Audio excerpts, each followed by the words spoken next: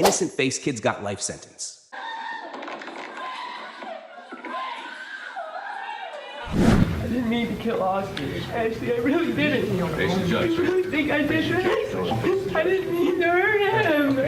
An attack, I guess to kill. And I'm gonna be the next school shooter of 2018. Day 3 after murdering somebody. Whoa! Don't put that on the camera.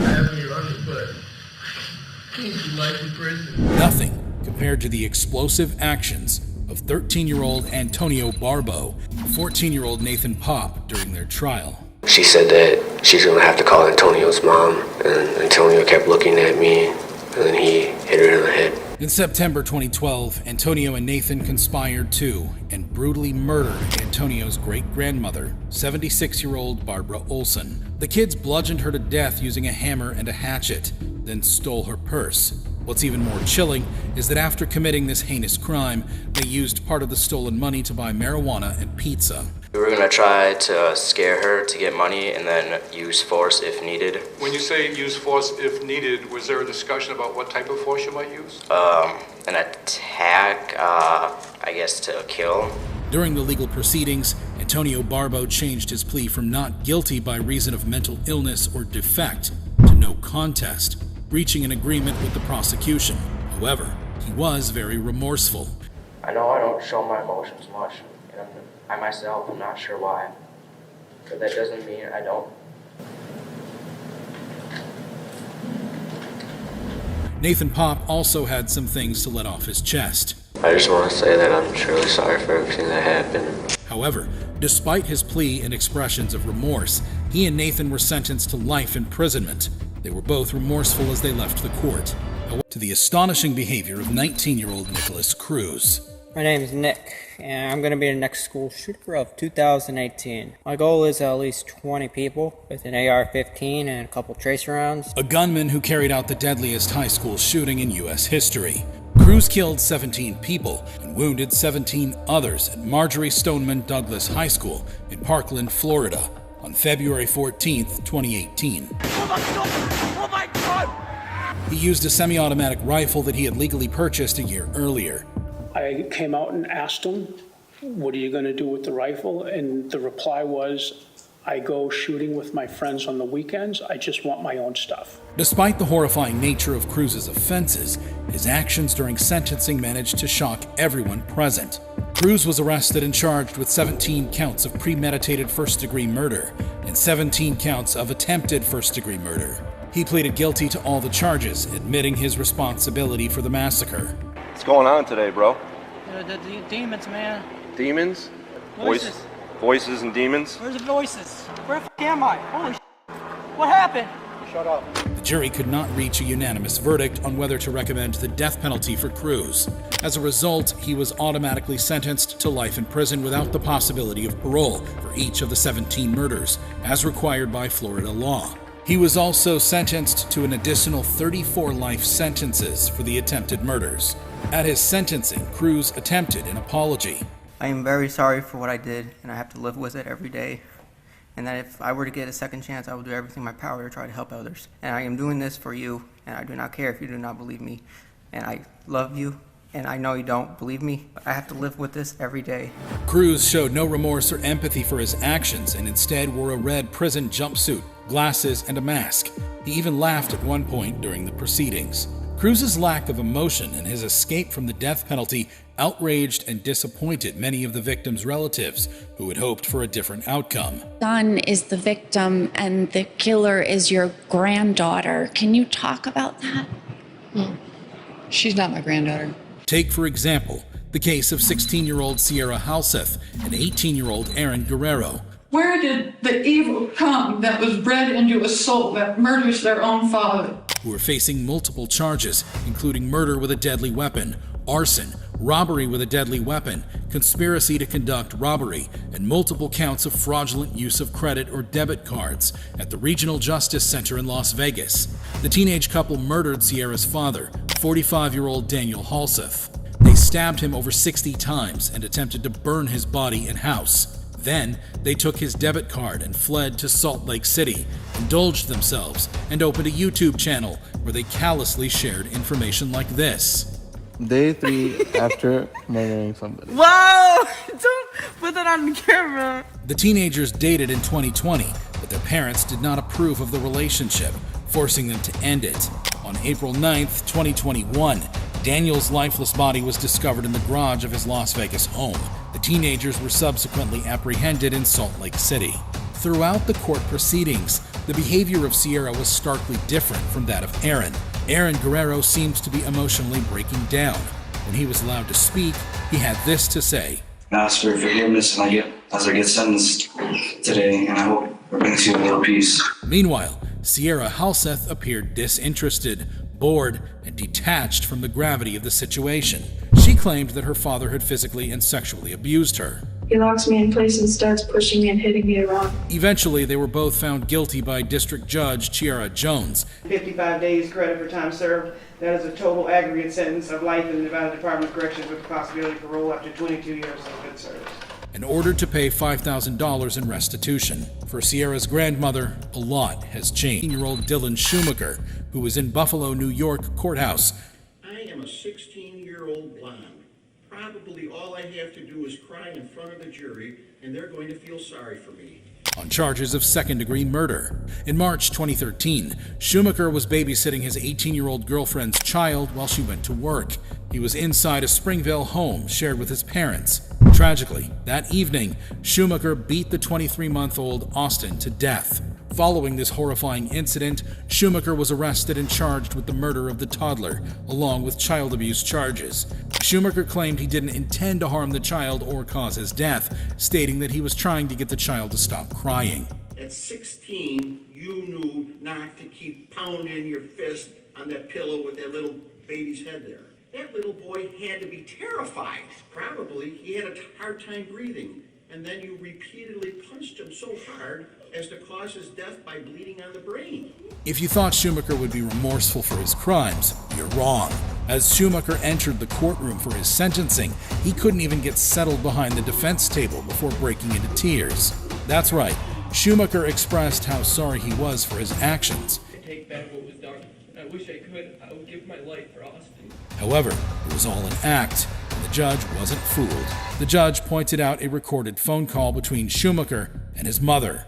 The record will show that you admitted that on July 23, 2013, in a phone call to your mother from the holding center, you stated, and I got a quote from the court reporter, I am a 16-year-old blonde. Probably all I have to do is cry in front of the jury, and they're going to feel sorry for me. Despite his second attempt at an apology, Schumacher was handed the maximum punishment of 25 years to life in prison. However, this sentence was later modified to 18 years to life. 14-year-old Philip Chisholm. He is pure evil, and evil can never be rehabilitated. You must imprison this killer for the rest of his life. A ninth grader who's in court for murdering his 24-year-old school math teacher, Colleen Ritzer, on October 22, 2013. Colleen was known for her dedication to her students, and on that fateful day, she had asked Chisholm to stay after school for additional lessons. Little did she know that her kindness would lead to a horrific end. Chisholm came prepared with a knife, a change of clothes, and gloves. He followed her into a restroom where he took her life. His brutality didn't stop there. He robbed, assaulted, and abused her. Afterward, he disposed of her lifeless body by placing it in a garbage bin and dragging it behind the school. In a futile attempt to cover up his crimes, Chisholm went into town and used Ritzard's credit card to buy a movie ticket. However, he was traced down and arrested by the police the next morning. He still had Colleen's blood on his hands. While the magnitude of Chisholm's crimes is daunting, his courtroom behavior will leave you in disbelief. Philip Chisholm faced multiple charges, including murder, aggravated rape, and armed robbery. Throughout the court proceedings, Chisholm displayed a shocking lack of remorse, even as the victim's father read his statement. Killer knew exactly what he was doing and has never shown remorse. His demeanor and actions demonstrated a complete disregard for the gravity of his crimes and the immeasurable pain he had inflicted on Colleen Ritzer's family, even in the face of a touching tribute by Colleen's brother. Put this animal behind bars for the maximum possible sentence. Do not give this coward the opportunity to shatter another family's lives. Chisholm remained cold and unrepentant. His attorneys claimed that he was mentally unstable, but that didn't work.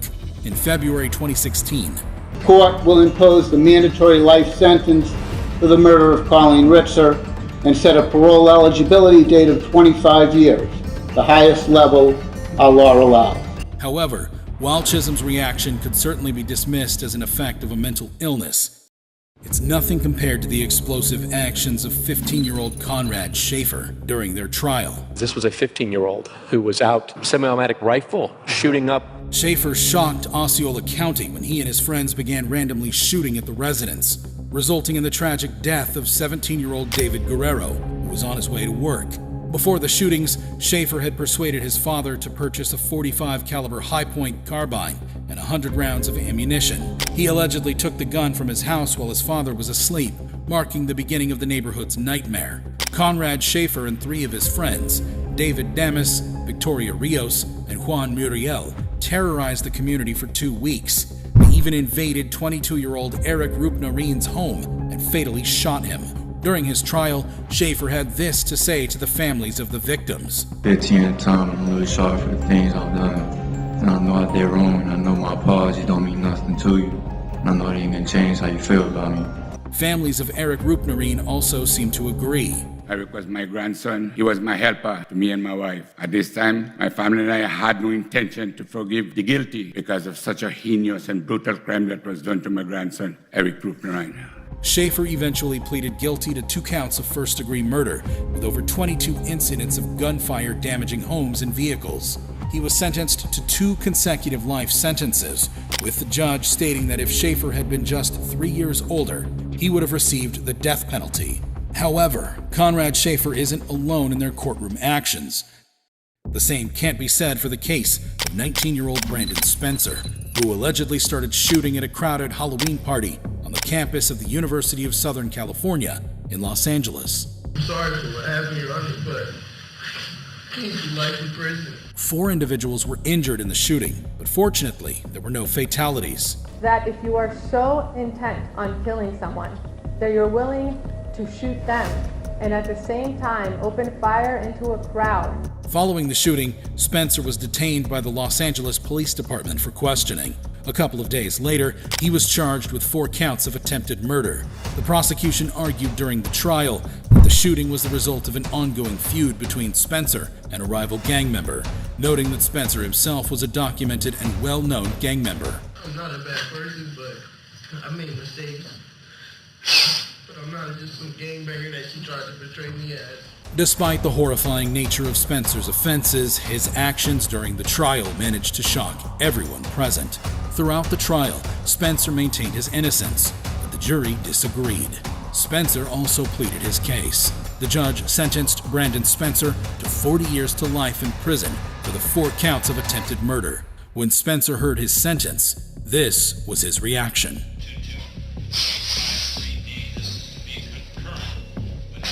However, while Spencer's behavior raised eyebrows, let's not forget the infamous incident involving 15-year-old Martise Fuller, who's facing charges including murder in Kenosha County, Wisconsin. I stopped in my doorway and I looked at him and I said, "Oh my God, Martise." I said, "Please, you don't have to do this." And he looked at me and he said, "Yes, I do." Fuller broke into his ex-girlfriend's house with a handgun. He fatally shot his ex-girlfriend in her bedroom while she was listening to music. Her mother, who rushed to the scene upon hearing the gunshots, confronted the assailant and was shot twice, but survived. During the trial, he showed little emotion. Fuller pleaded not guilty, but the jury ultimately found him guilty on 3 counts. We, the jury, find the defendant guilty of first-degree intentional homicide. At his sentencing, Fuller, perhaps for the first time in the courtroom, displayed some emotion. However, he continued to assert his innocence and delivered a statement through his attorney, expressing his apologies to the family. Mr. Fuller's prepared a statement that he asked that I read on his behalf. Martise writes, "Wholeheartedly, I wanted to write this giving my sincerest apologies to this family I once shared time and love with. Truthfully, I am sorry about the pain you've all suffered through this, but more importantly, the loss of my ex-girlfriend Kaylee that I loved too. So I am sorry. Despite the hatred that is against me, I still am sorry. But I have to continue to stand innocent because I am. And I know that I've barely showed emotion throughout my time, but in all honesty, it is because it's hard to have tears left to cry knowing my mom lost a son, one of her children too. But I am sorry, and I hope you all can eventually see in your hearts and vision that I am not the person the media has made me out to be. The judge, however, wasn't convinced that Fuller could do better in the future. You are a very dangerous and a damaged human being. So in the interest of protecting the public, acknowledging the seriousness of these acts, the court orders that on count 1, you are sentenced to life in prison without eligibility for extended supervision. Despite the gravity of his sentence, Fuller appeared largely unaffected. However, as we saw Fuller's unconcern with his sentence, Alyssa Bustamante was a troubled 15-year-old girl who lived with her grandparents and siblings in St. Martins, Missouri. On October 21, 2009, Bustamante lured her 9-year-old neighbor, Elizabeth Olton, into the woods behind her house. She strangled, stabbed, and slit the throat of the innocent girl, then buried her in a pre-dug grave. I just wonder what it would be like just to kill someone. See the life just drain out of someone. I wonder. She then went to a church dance as if nothing had happened. If you thought Bustamante's crimes were reprehensible, brace yourself for her shocking conduct during the proceedings. The police found Olton's body 2 days later after Bustamante confessed to the murder. She was arrested and charged with first-degree murder and armed criminal action. She pleaded guilty to a reduced charge of second-degree murder in exchange for avoiding a trial and a possible life sentence without parole. At her sentencing hearing, Bustamante apologized to Olson's family and said she regretted her actions. However, the judge was not moved by her remorse and sentenced her to life in prison with the possibility of parole after 35 years. She will be eligible for release in 2054 when she will be 60 years old. It brings to mind the strikingly similar response of Jennifer Mee. When I walked off, I was to the corner. I heard the first gunshot. After the first gunshot, I ran. At 15, Jennifer Mee became popular as the Hiccup Girl due to her sudden bout of uncontrollable hiccups. She even appeared on shows and events. Eventually, she was cured, and her popularity ended. But Jennifer wasn't satisfied. She needed the fame, so she and her boyfriend, Lamont Newton, and another friend, Lauren Rayford, set up a robbery with victims she had met online. The trio lured a 22-year-old man to a vacant home where they robbed and fatally shot him, taking $50 as the reward. As if Jennifer's offenses weren't enough, her demeanor in court will leave you dumbfounded. At 19 years old, she was arrested on charges of first-degree murder. During her trial, this recorded call she made to her mother while in detention was played for the jury. Hello? Hi, Mama. Hello, Jennifer. What's going on? I'm in jail. Why are you in jail? From murder in the first degree. Who'd you kill? I didn't kill nobody. It all went wrong, Mama. Who are you trying to kill, Jennifer? Nobody. It wasn't even supposed to happen like that, Mom. Jennifer was sentenced to life imprisonment without the possibility of parole. Jennifer's co-defendants, Rayford and Newton, were also sentenced to life imprisonment for their roles in the murder. 18-year-old Keandra Cook, a high school student who used a dating app to set up a robbery scheme with her boyfriend, Kendrick Bass. Cook lured Perry Nida, a Palm Coast man, to a secluded spot in South Daytona, where Bass and others attacked him and his friend, Emmanuel Purcell, who had accompanied him. Bass shot Purcell in the chest, but luckily he survived. However, what Cook did in the courtroom was even crazier. Cook was arrested and charged with principal to carjacking with a deadly weapon and principal to aggravated battery with a deadly weapon. Guilty of all three charges, sentence you to 20 years in state prison.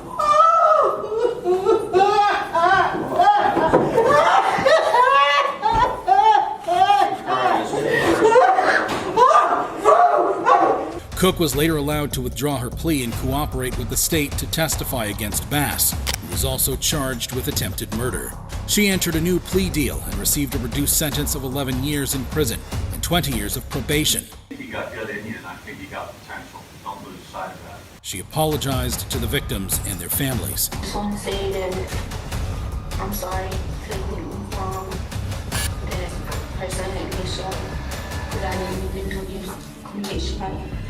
My boyfriend and his friends threatened me to. Enter 18-year-old Matthew Borges, who was facing a murder charge for the beheading of 16-year-old Lee Valoria Paulino in December 2016. Borges and Paulino were students at Lawrence High School and had reportedly smoked marijuana together in November 2016, which was the last time Paulino was seen alive. Paulino's body was discovered by a dog walker near the Merrimack River 2 weeks after he went missing. The details of the scene were chilling. Listen as the dog walker explained what he saw.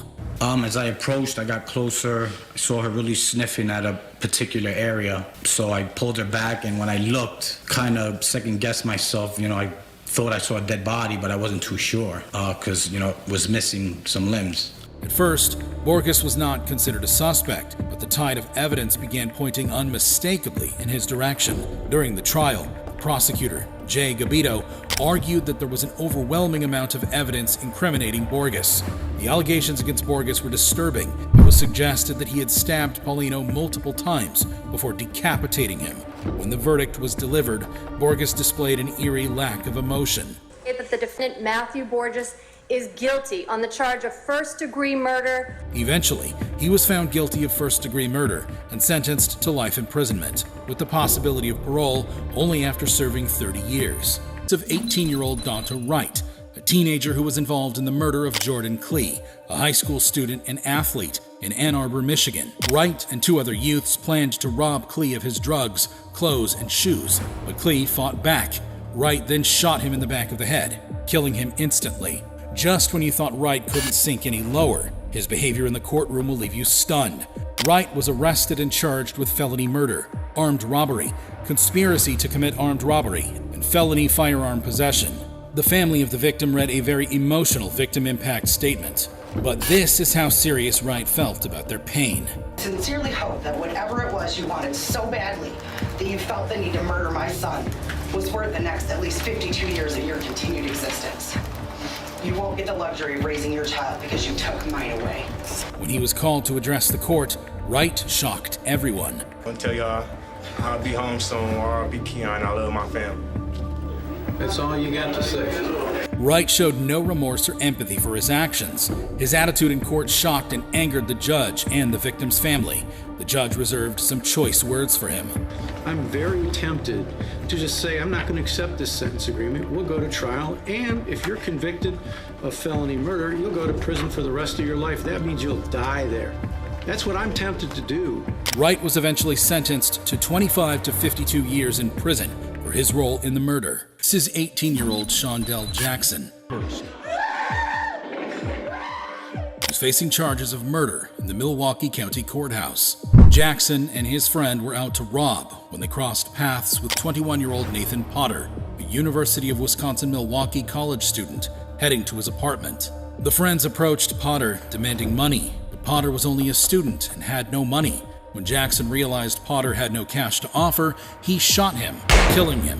After the murder, Jackson fled to Mississippi, but was ultimately arrested, thanks to a tip from his uncle. You don't have enough time to think about a whole lot of things now, because you just can't take nobody's life. That's just wrong.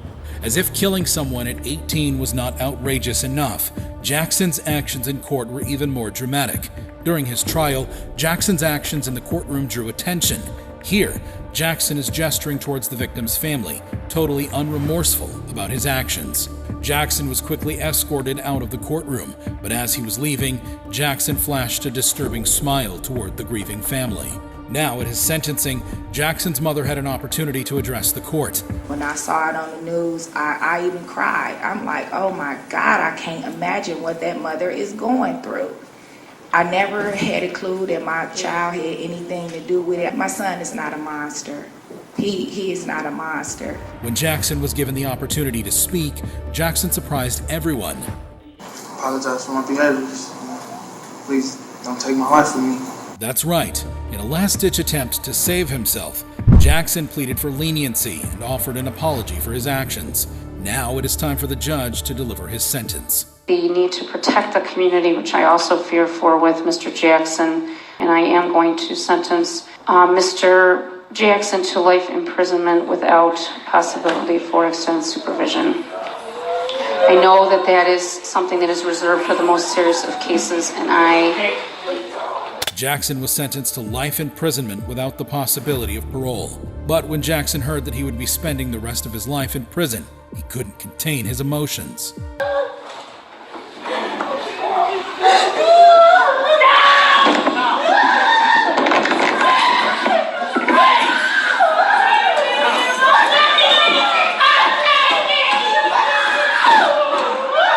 Deputies had to intervene, restraining Jackson as his anger flared. Watch again as Jackson pushed this cop over. Fortunately, this cop was able to wrestle him to the ground, while this officer here unbuckled his pepper spray and put it to work. Amidst the chaos, a member of Jackson's family has a shocking remark for the Potter family. Eventually, Jackson was let out of the court to spend the rest of his life behind bars. But Nathan Potter's parents had a few things to say. Our little girl was afraid. She was afraid that he was going to try and kill one of us. I hope that as he spends the rest of his life in jail. Jackson's friend and accomplice pleaded guilty to acting as the lookout in the crime and received a 12-year sentence. Despite the terrible behavior of Shondell's family in court, the uncle who tipped off the police maintained his stance despite threats. However,